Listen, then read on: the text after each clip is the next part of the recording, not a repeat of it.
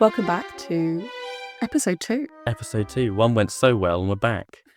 Thank you for joining us for episode 1. We had a lot of fun and we're back with some more news, discussions and reviews for episode 2.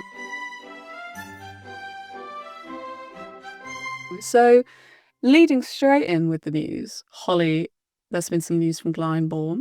Yeah, they have announced an exciting new initiative aiming to create alternative pathways into the industry. Specifically, I think they're looking at doing 4 new opportunities with technical theatre, hair, wigs, makeup, prosthetics, assistant production manager and audio visual technician. So it's all like backstage. It's all like the sort of behind the scenes roles.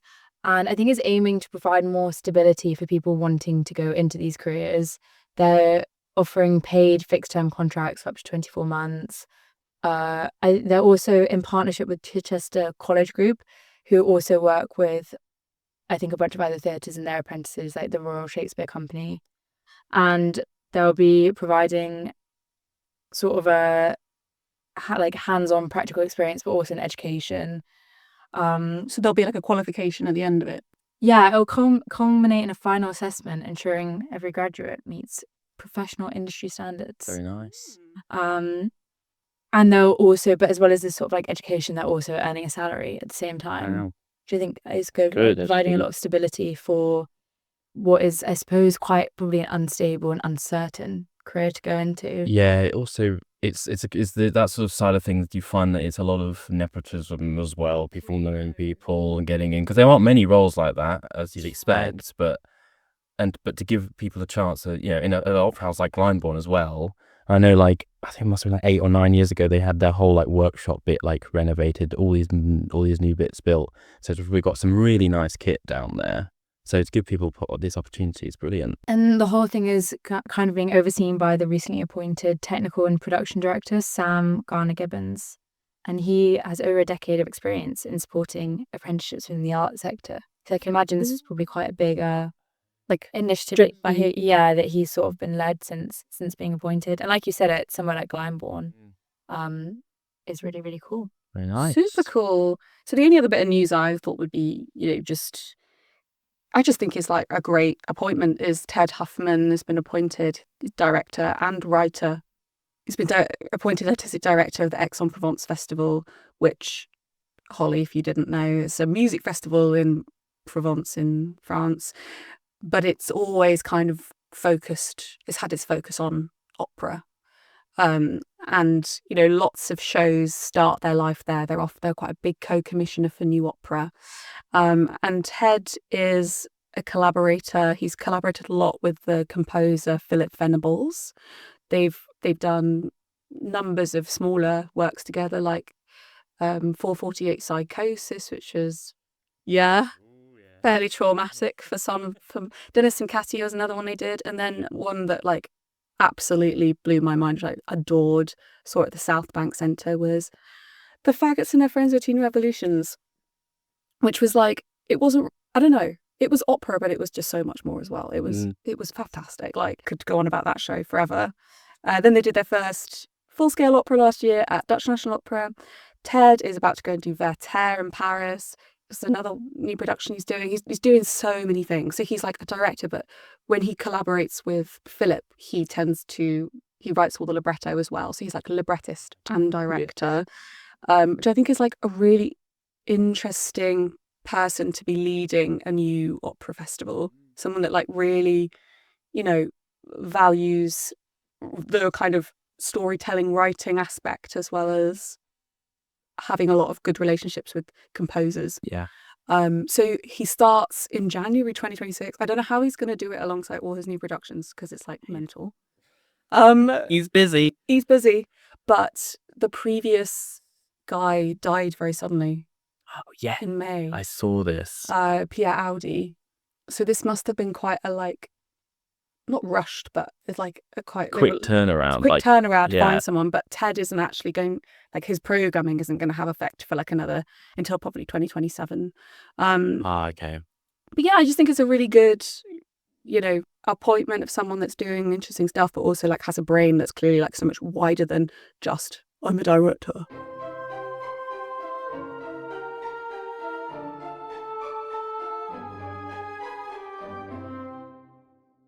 So the main discussion today is titled Critics, who needs them? Which was very kindly gifted to us as a phrase by someone on our Instagram. And we love comments and feedback on our Instagram. Yeah. Send us more. We post all our reviews on Instagram, and we noticed it was a review of the Magic Flute at Volksopera Wien. And our critic gave it 3 stars, and someone commented, "This looks like a great production, but why only 3 stars? Honestly, critics, who needs them?"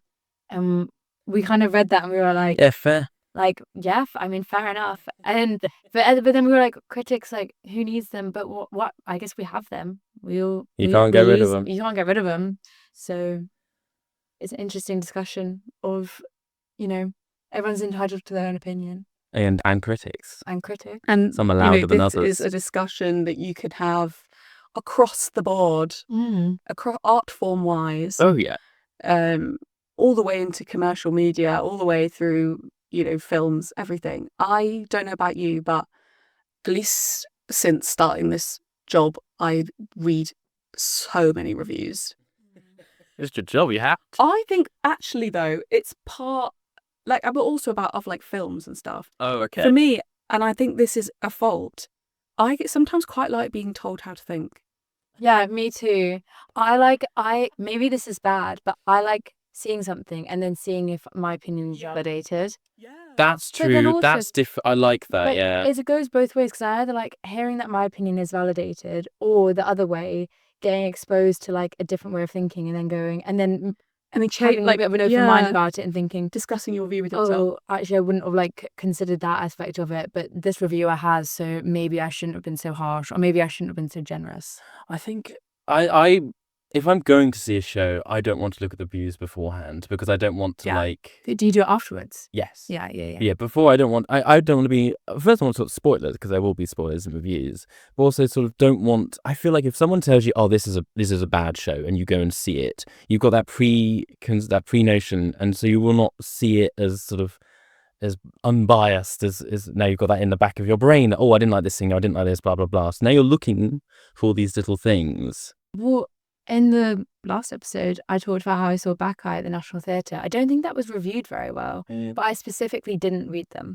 or look at them. Yeah. And then I actually don't think I've looked at them since, but I mean, I'm sure you could draw criticisms from the show, but I just enjoyed it for the hour and 45 minutes. That was kind of good enough for me. I suppose it depends what you were looking for when you go see something. I don't know about you, Johnny, but when I know I'm going to review, I watch an opera very differently to if I'm not reviewing it.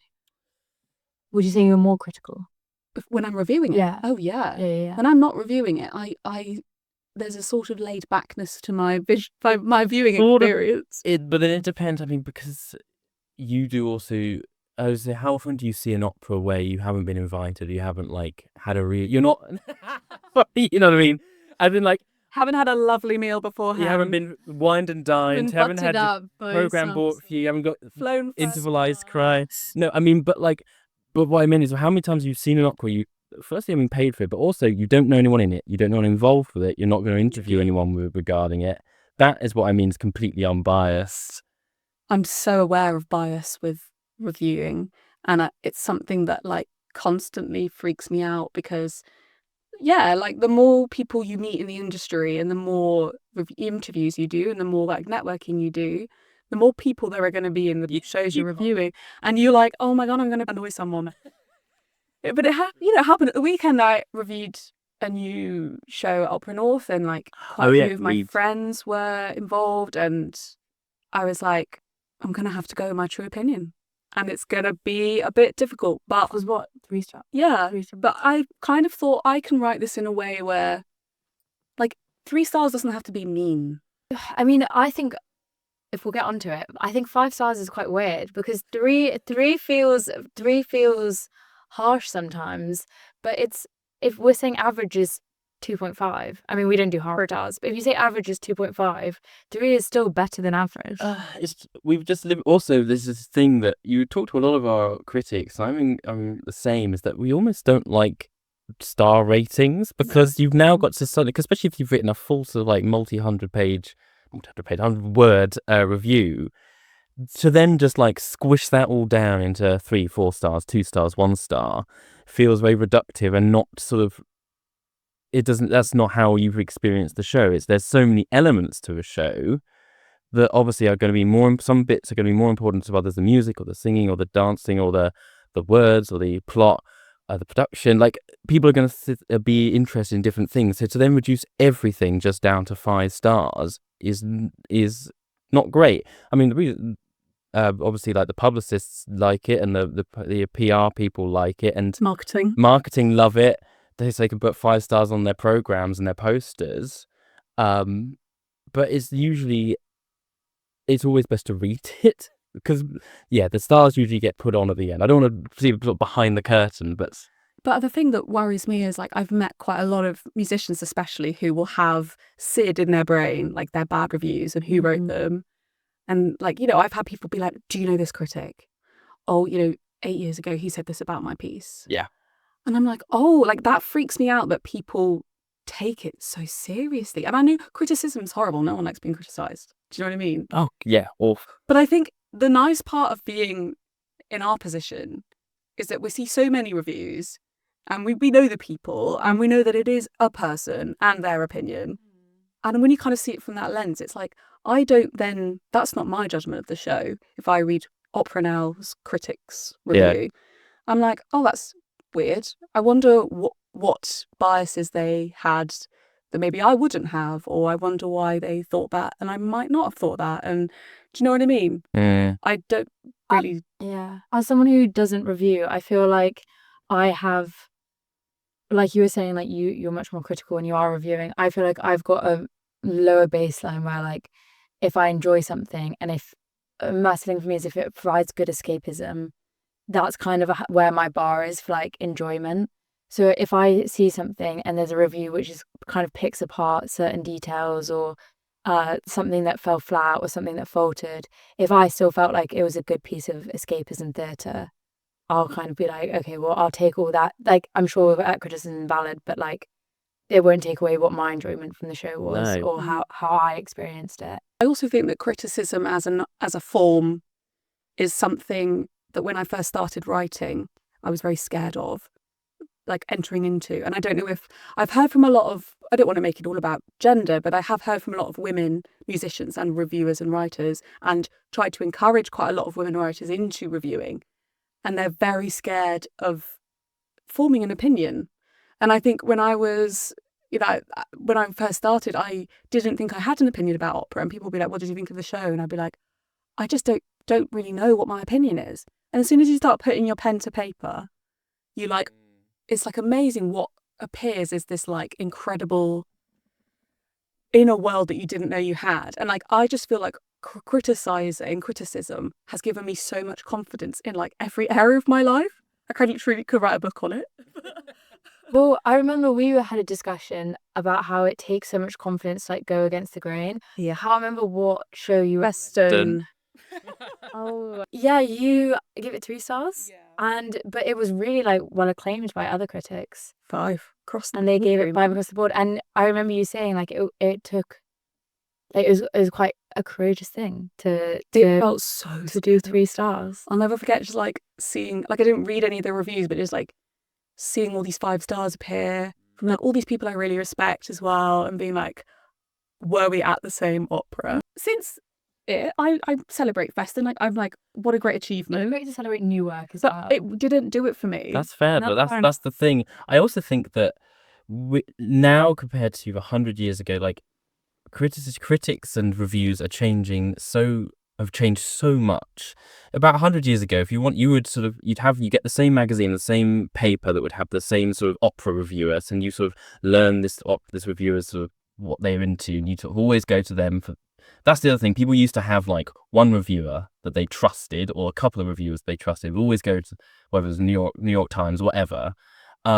Whereas now there's not only just a lot more people reviewing, but we're also seeing it on TikTok. We're also seeing it on Reels, Instagram. We're seeing sort of... It doesn't kind of have to be your job anymore. No, Like, it doesn't. Well, I think Letterboxd is a really good example. I was Yeah. thinking of. where like anyone and everyone is a reviewer. Yeah. And I think that's awesome. Like, and you can discover just so much about yourself through writing reviews. I kind of want musicians, I know they're scared to review each other, but there's an element where I'm like, if you actually went, watched a show and reviewed it, even if you didn't share it with anyone, it's like, it's just something about forming your listening as well. Yeah. The way you listen to the music, or the way you view and the way you ingest art. That's just so Your like processing of it. interesting. I Yeah. also think that extremely rarely is a critic going in there and they are against the show, even if they write a bad review as in 1 star, 2 star. They're never. They love opera. They love this art form, and I don't want to sound patronising in saying that they want it to be good, but they see it and they go, I see these elements, and this is how it didn't work for me, and they're almost still on your side as performers and as producers of opera. They're all in the same industry in one way or another, even sort of different parts. But we are still connected by the sort of love of the art form, and I feel that is always there in good reviewers, especially if they love the art form, they love opera, they love music. They are coming at it, especially if they've not reviewed very much, or they've reviewing for 60 years. They're coming from different points of view, and you can't always. You have to see a variety because you want a variety of reviews and a variety of points of view. But yeah, you shouldn't always take one for granted or one just like gospel. But do also remember that they are probably on your side, and it's they want it to be good. They want to enjoy it. They want other people to sort of be part of it as well. Also, good critics should never be like nasty. Like it's No, that's true. There are obviously there are some that make their careers out of being nasty, and unfortunately I think it just paints them into a corner where they just give one or two, they give they put like a scathing little snappy line for a 2-star of like review, and then people sort of and then when they do finally give them the 5 stars, like, wow, look at It reminds me of it. Have you seen Nativity? Yeah. Alan Carr in Nativity. what there. Where he's like Jesus, Mary and Joseph, -2 stars. And he always gives is it Paul Manton? No, he gives the private school 5 stars for the production of Herod. And that just always makes me laugh, because it's just like, you're nothing, hero figures, you're nothing if you haven't had a bad review from Patrick Burns. That's the thing. It's just Just so good. It's just like, some of them, it is like their ego and it's their identity and everything, but it's just part of being an open-minded human in the today's world. Yeah. And one other thing I was going to say was, one of our reviewers, Robert Thickness, he was always said to me, we need he's very aware of people who maybe give a better review because they're worried about their reputation but he says, I always tell the truth because people have paid hundreds of pounds. And as you say, if someone wants to feel their opinion represented in the paper or whatever, or there's almost a kind of validation there, and holding a company accountable for maybe putting on something that wasn't up to scratch. And he's very comfortable thinking, this is the paying public. They shouldn't have they should know not to waste their money. Do you know what I mean? That's fair. That is I very kind of fair. get You have that. to hold them to I've account. always thought that is fair. That is something I don't usually explicitly say it when I review things, but I do like to take into account how much someone will have paid to be there, because if it's a little sort of opera in a warehouse somewhere where you paid like £20 for the ticket, you can be a bit more lenient. But if when you're sat next to people that have paid sort of £300 or something, Glyndebourne especially. It's in your head, you're like, oh. And you think, it's like, is this really worth?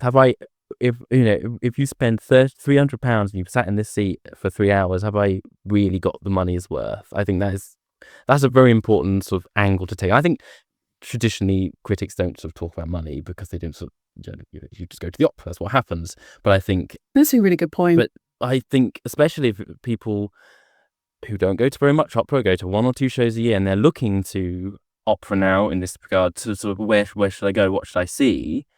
I want to take that into account as well, because they have also got to take that into account.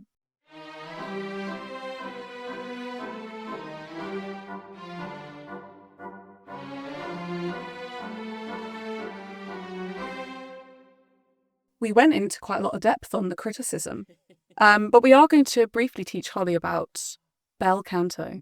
What do you think Bel Canto is? I actually have no idea. Literally no idea. Yeah, because with the Bach stuff, I kind of had a clue, but I don't have a clue.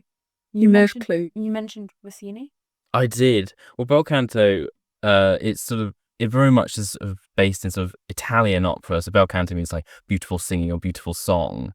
And it sort of appeared in the late 18th and early 19th century. So you're thinking like your Rossini, your Donizetti, your Bellini, your Meyerbeer, that's French.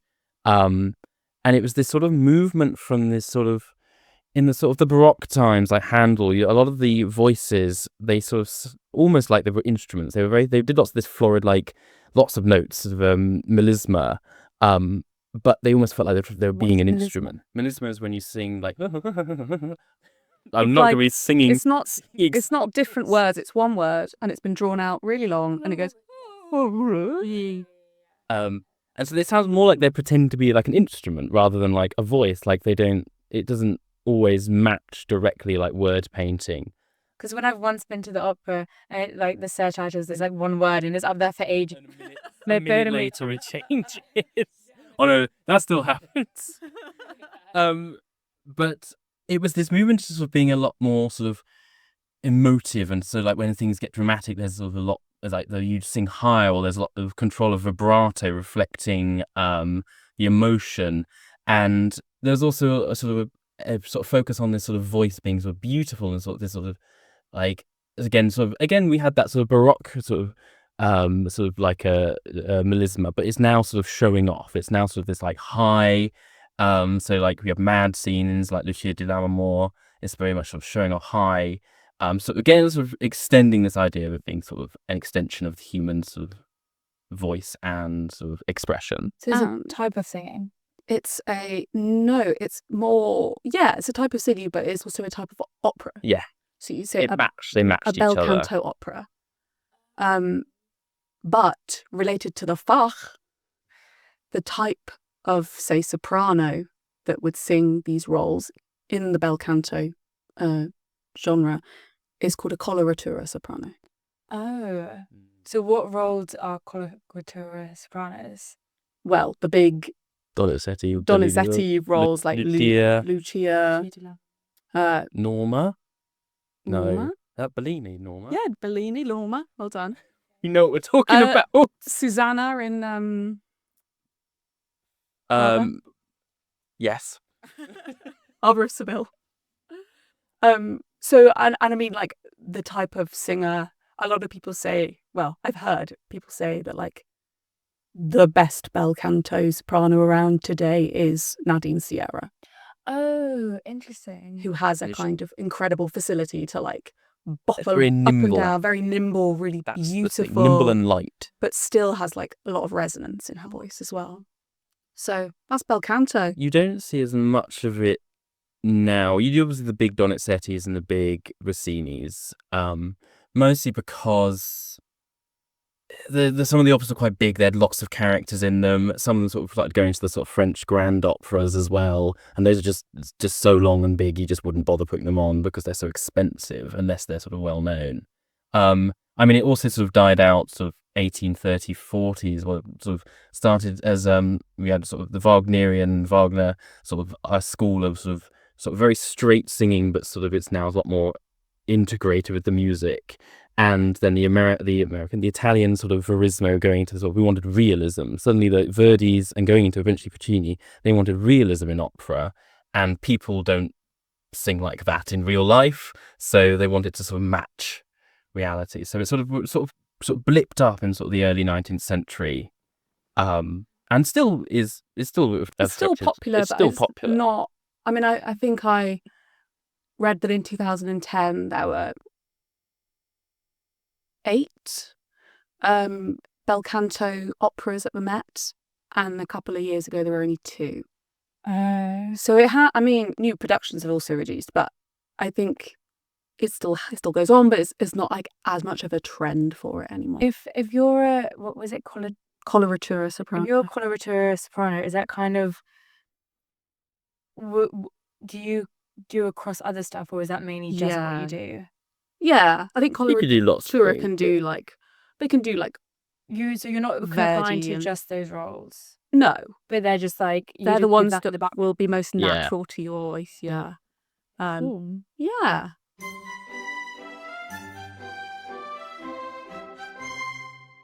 I'm joined today on the Opera Now podcast by Andrew Mellor. Thank you so much for joining us, Andrew. Thanks, Hattie. Great to be here. So you're based in Copenhagen, and Scandinavia is the sort of area that you cover for us. What can you tell me, kind of summarising the season or the last 3 months that you've seen across the Scandinavian countries? Yeah, I would say on my patch, so West Sweden, Denmark, it's been a little more interesting in West Sweden than it has Denmark. So we opened the season in Copenhagen with this new Tosca. Lots of new Toscas opening seasons this season, and directed by Kasper Holten, who, of course, people will know from his time at Covent Garden. He doesn't have an artistic role at the Royal Danish Theatre anymore. He's the CEO, so he's just the sort of administrative boss, but he does direct things occasionally. And, you might remember from London, when Kasper Holten directs a really recherché, complicated, difficult opera, it's amazing. When he conducts a very straightforward popular opera with a story everyone can understand, it's often a disaster. And that is the case with this Tosca, which, I mean, it was I think I wrote, it was a Tosca more of the museum than of the theatre. It kind of didn't have the tension that you need. It didn't have the kind of interpersonal intrigue that you need. So it was a little disappointing, but it was quite beautiful. His idea was a production about art and the sort of sanctity and power of art. So it was just lots of big oil paintings, and a little bit too much space and not quite enough of the kind of claustrophobic human drama, the ratcheting tension that I think Tosca lives by. There's also a case of like blocking, like how you arrange people on a stage. So the end of Act 1 of Tosca, where that amazing moment where the Te Deum starts and Scarpia kind of blurts out this blasphemy, and his music is grating against the church music.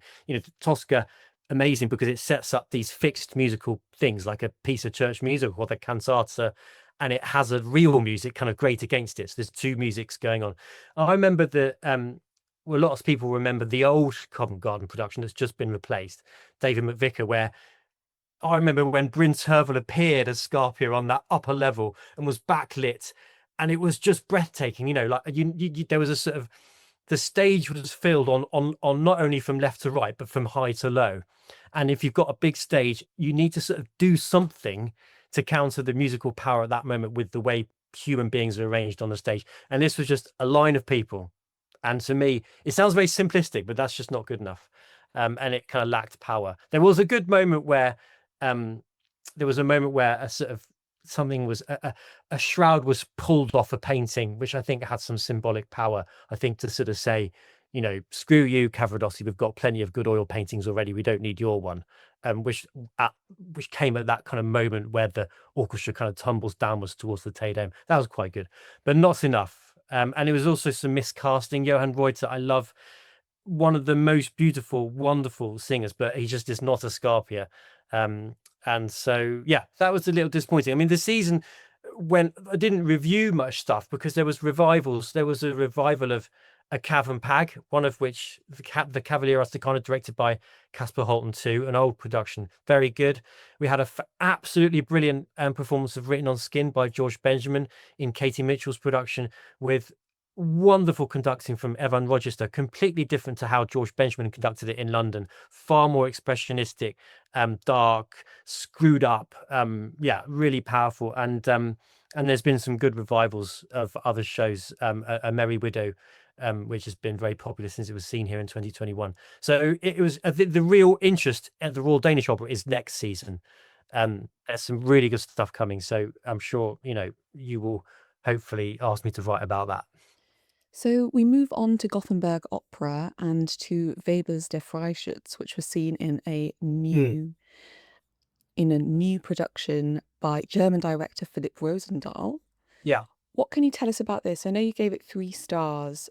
Yes, I have to admit, Hattie, since I sent my 3-star review in, I've been kind of waking up not quite in cold sweats in the middle of the night thinking, should have I given it 4 stars or maybe I mean, there was so much about this production which is absolutely brilliant. Like Die Freischütz, a difficult opera.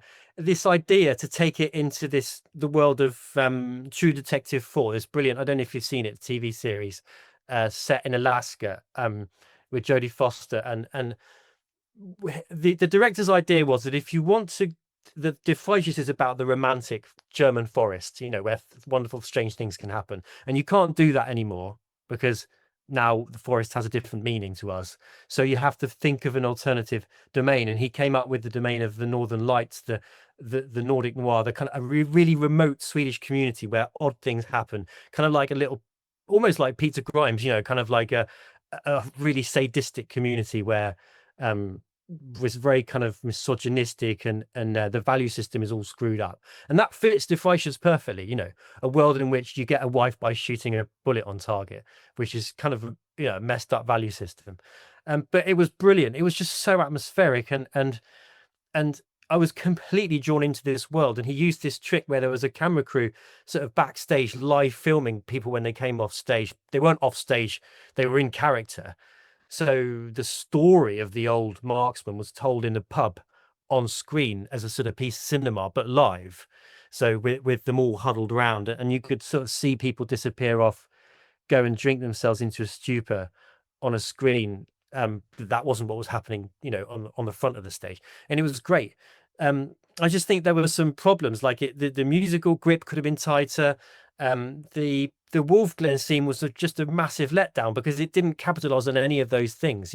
This is the scene that's supposed to be the most mysterious, the most magical, the most hypnotic, and it's sort of suddenly introduced a load of other stuff, like a kind of burlesque, like strip show. And I thought, well, you don't, you've got all the ingredients to make that scene amazing, with the Northern Lights and with this kind of curious magical atmosphere, and that didn't happen. And then I also thought the ending was a bit glib.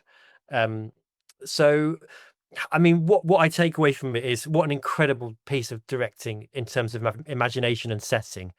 Maybe the last 10% in terms of fitting that to the narrative wasn't there. And also, we should mention the soprano who played Agatha.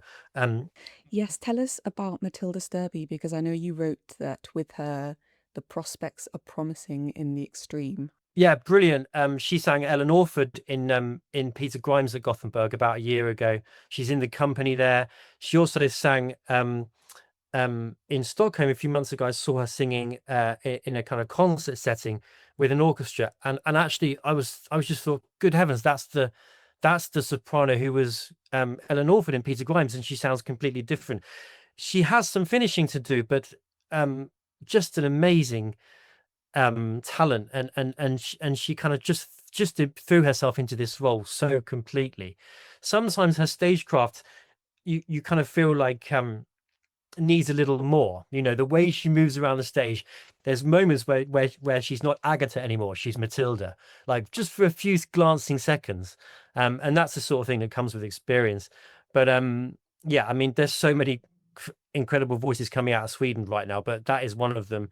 And also I just think I was captivated by her ability to kind of to make that character Agatha, who can be so abstracted to us, someone who really we can struggle to think, how's this woman relate to 21st century women, but she really did do that. She drew a line between the kind of what I presume must be the female experience now of a teenager and that character drawn 200 years ago. So I was really impressed by that, and the director has to take some credit for that, but I think that Matilda Sterbo had really sort of considered this personally too, and an amazing voice. I have to say that I really hear that kind of feeling of regret of having given something a certain number of stars and then being like, oh, is that right? I really don't know. And then you sit with things and you're like, oh, actually, maybe I've been a bit unkind. So yeah, that's very reassuring for me. Thank you. We've all done it. So now we move on to Malmo and Lohengrin, this new Lohengrin from Charlotte Engelkes, which you gave 4 stars, and your review totally captivated me as the first line is, "Everybody's a bird." Yeah. I mean, Malmo is really interesting because I remember reviewing a Turandot there for you about a year and a half ago. Small city, 350,000 people, the third biggest opera company in Sweden. So it's not Covent Garden, but the more they bite off, the better they chew it. And that Turandot was astonishing. And this in a very plain way, I have to say, astonishing. It was nothing kind of revelatory about it. It was just very moving. And this Lohengrin, a little bit like the Freischers, you have to kind of create a domain, a world for this, because the story, doesn't, I find it incredibly moving, but it's hard to think of how it relates to our lives, as though it does. So you have to kind of create a kind of a special domain for it. And the director, who is 65 years old, directing her first full-length opera. By the way, I just think that's a remarkable thing, an amazing thing, that someone who has been obsessed with Wagner for their whole life has waited this long, or only been asked after 40 years of working in a profession to direct an opera, chooses Lohengrin, which is quite difficult to direct, and does such beautiful things with it.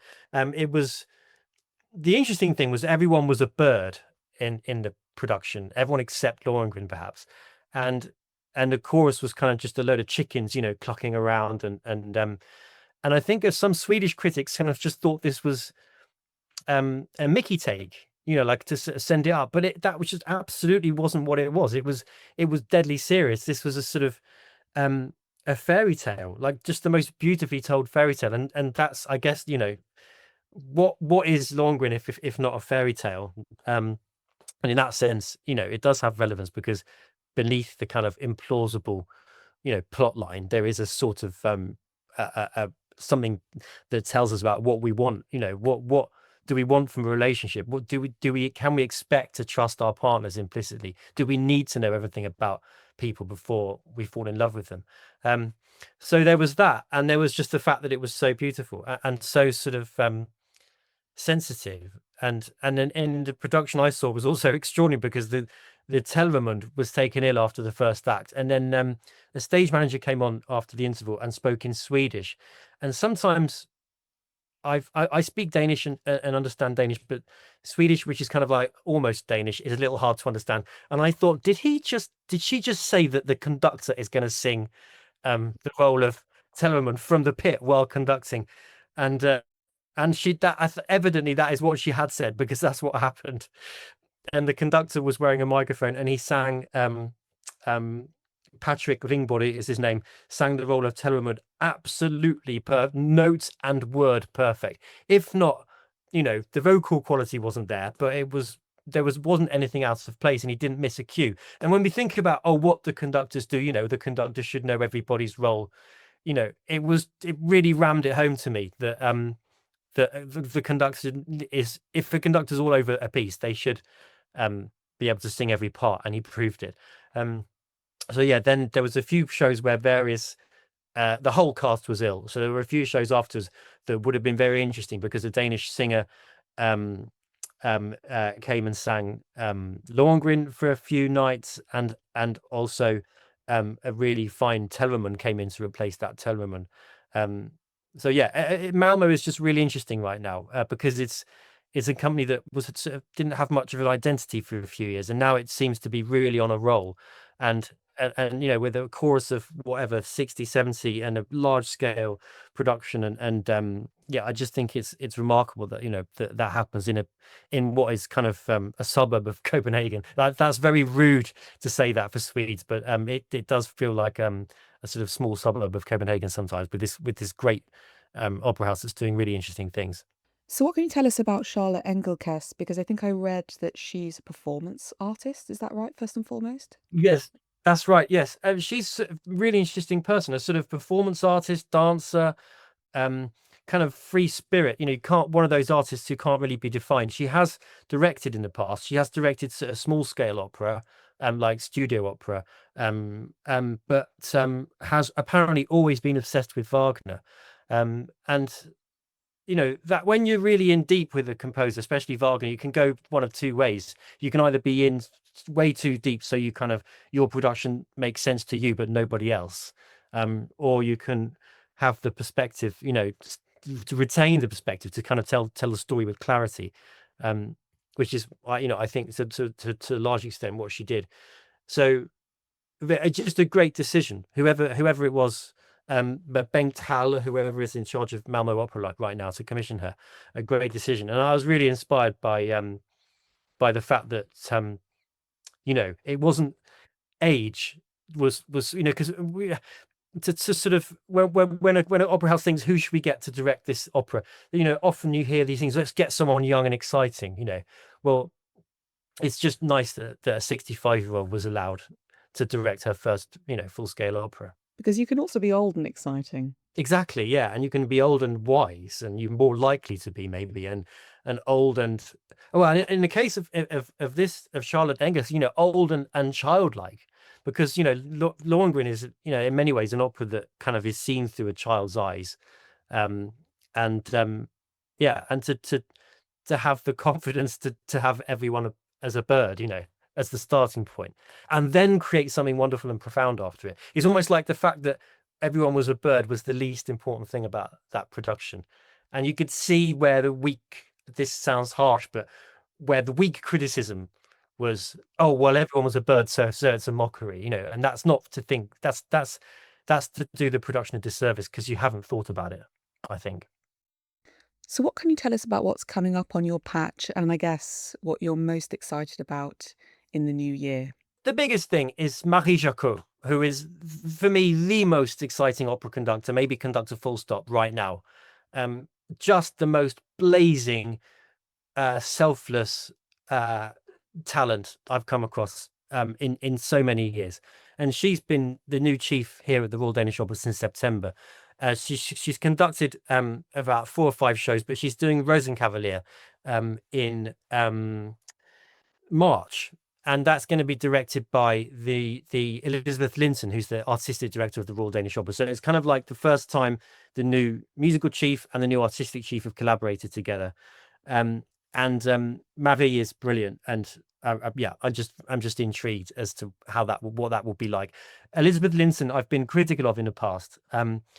She's made some decisions that I haven't agreed with, and she was head of the opera in Malmo for a few years when I felt the company didn't really have much of an identity, and there were far too many productions brought in from Glyndebourne and other places.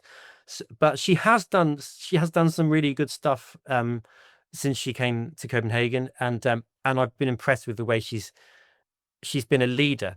And so yeah, let's see what happens with that, the Rosenkavalier. We have Lisa Davidson singing Macbeth here with Antonio Papano coming up in May.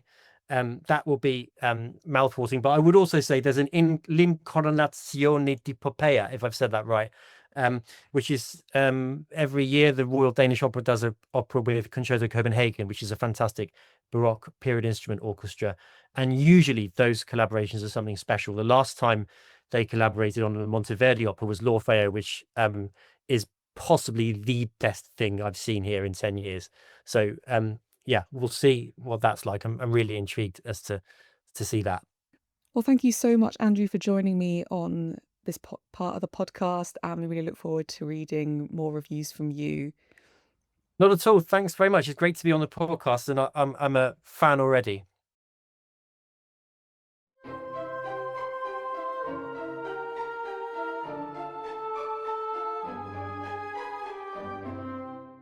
To end the episode, we're just gonna have a little chat about what we're looking forward to seeing next.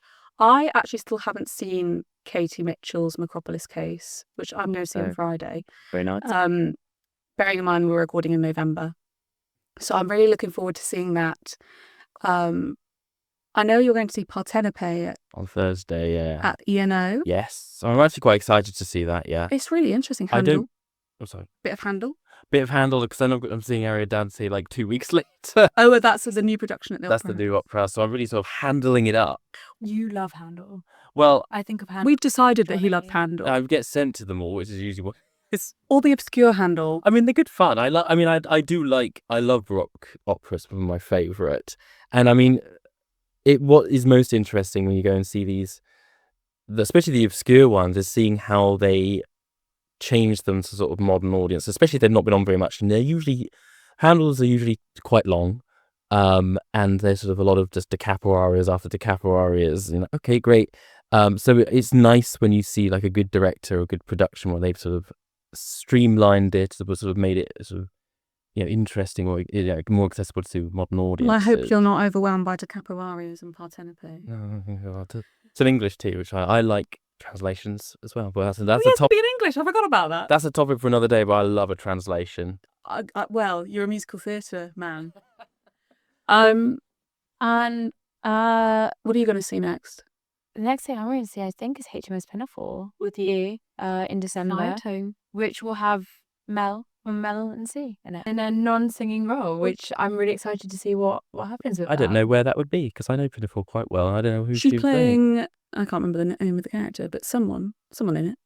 But there's like, and she's one of the sisters and the cousins and the aunts. She must be. Maybe she's all of them. She's all.